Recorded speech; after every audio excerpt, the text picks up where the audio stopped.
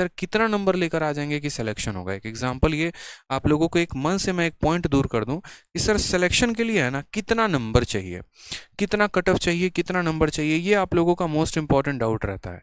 मैं लिख भी दे रहा हूं यहाँ पर, समझना बड़े ध्यान से। सिलेक्शन के लिए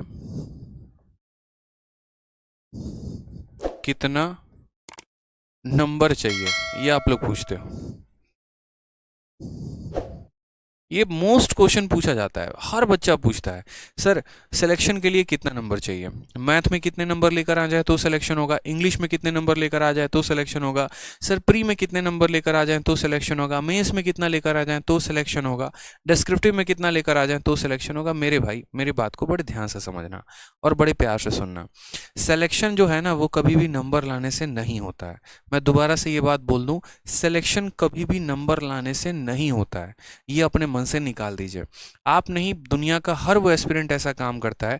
इनफैक्ट मैंने गुरुकुल में अपने तैयारी के टाइम पर भी मैंने अपने साथ वाले दोस्तों को देखा था, ठीक है, जो बच्चे अभी भी हैं, पता है क्या लिखते हैं, 170 प्री में लेके आ जाएंगे, 170 मेंस में, मैथ में 170, इसमें 60 नंबर यहाँ पे, और यहाँ पर जो है 570 में हमारा सिलेक्शन हो जाएगा। और ये मैं बता रहा हूँ कौन से वाले बच्चे लिखते थे, ये जो पेपर 2017 की तैयारी कर रहे थे ना वो लिखते थे। क्यों? क्योंकि उस समय नॉर्मलाइजेशन नहीं होता था, तो उस समय चलो 570 के हिसाब से उनका जो है वो सिलेक्शन हो जाता था। आज के समय में नॉर्मलाइजेशन होता है, और अगर आप 2019 का जो कट ऑफ देखेंगे ना मेरे भाई, वो यहाँ पर 593 तो कट ऑफ ही गई थी। 593 पर तो ओबीसी की कट ऑफ लगी थी, जनरल की तो कट ऑफ 620 के करीब में गई थी। जो लास्ट पोस्ट मिला है वो 612 नंबर पर मिला है। इसी वजह से कभी भी नंबर के हिसाब से आप सिलेक्शन तय नहीं कर सकते। अगर आपको वाकई में सिलेक्शन लेना है ना, देखो क्यों नंबर के हिसाब से तय नहीं कर सकते, उदाहरण के तौर पे मैं आपको बताता हूँ। अगर वैकेंसी आपकी ज़्यादा होती है, समझिएगा मेरी बात को, अगर वैकेंसी ज़्यादा हो गई तो कट ऑफ ऑटोमेटिक आपका कम जाएगा ही जाएगा। तो उस केस में क्या होता है, जो बच्चा कम भी नंबर लाया होता है उसका सिलेक्शन हो जाता है, थोड़ा बहुत जो बॉर्डर पे रहता है हो जाता है। लेकिन अगर सोचिए वैकेंसी ही आपकी जो है वो कम हो गई तो ऑटोमेटिक कट ऑफ जाना ही जाना है हाई। अब उस हिसाब में अगर कोई बच्चा ये सोच के बैठा है कि 600 नंबर पे सिलेक्शन हो जाएगा, और पता चलता है कि वैकेंसी के कम होने की वजह से कट ऑफ ज़्यादा चली जाती है और उसका सिलेक्शन नहीं होता है, तो उस केस में सोचो जो मन में उसने अपने भ्रम पाल रखा था वो टूटेगा कि नहीं टूटेगा। और जब वो टूटेगा तो उसको सबसे ज़्यादा दुख होगा कि यार इतने नंबर सोच के चला था, इतने नंबर की तैयारी भी की और आज मैं सिलेक्टेड नहीं हो पाया। अपने 12th के एग्जाम में मैंने एक बात सीखी थी, और वो मैंने ये सीखा था ना कि अगर मैं 90% की तैयारी करूंगा ना तो मेरा कभी भी 90 नहीं आएगा, या तो 90 हो सकता है, नहीं तो इससे कम यानी 85% आ सकता है। लेकिन अगर मुझे 90% लाना है तो मुझे हमेशा अपने टारगेट को इससे ज़्यादा देना पड़ेगा।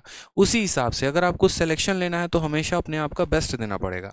90 लाने वाला व्यक्ति या 90 सोचने वाला व्यक्ति ज़रूरी नहीं हर बार 90 लेकर ही आ जाए।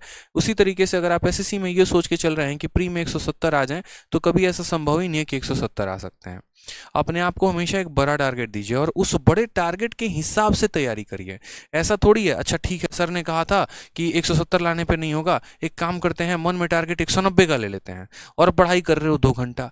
तो यार एक बात बताओ, 190 का मन में टारगेट ले लिया, 2 घंटा पढ़ाई किए तो क्या सिलेक्शन हो जाएगा? तब भी नहीं होगा यार। इंसान जिस हिसाब से टारगेट लेता है मेहनत भी तो उसी तरीके से करता है। सपने देखोगे अंबानी के, ठीक है, और काम करोगे रोडपति वाले के, तो कैसे अंबानी बन पाओगे ये बताओ। अंबानी की मेहनत देखो, अंबानी की लगन देखो, अंबानी की शक्ति देखो, अंबानी की सोचने की क्षमता देखो, अंबानी का करेज, अंबानी का विजडम, अंबानी का सब कुछ देखो ना, फिर आप अपने आप को करो। सपना देख रहे हैं कि अंबानी को भी एक दिन पीछे छोड़ देंगे, अब मेहनत जो कर रहे हैं यहाँ पर 1 घंटे 2 घंटे वाला कैसे तोड़ दोगे?